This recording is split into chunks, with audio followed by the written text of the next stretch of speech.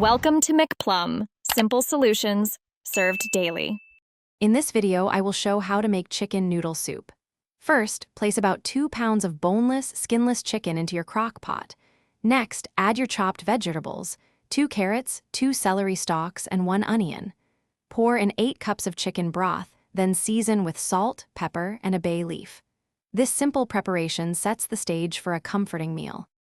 Once all your ingredients are in, set your crock pot to cook on low for 6 to 8 hours or on high for 3 to 4 hours.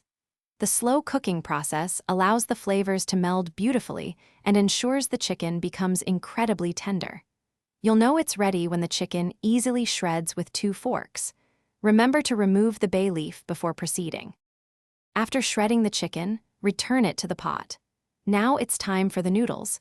Add about 2 cups of your favorite egg noodles directly into the hot broth. Stir well to ensure they are fully submerged.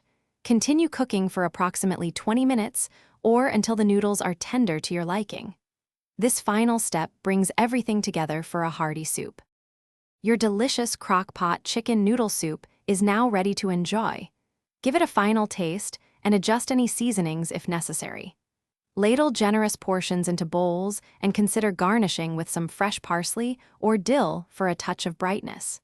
This warm, comforting soup is perfect for any occasion, especially when served with a side of crusty bread.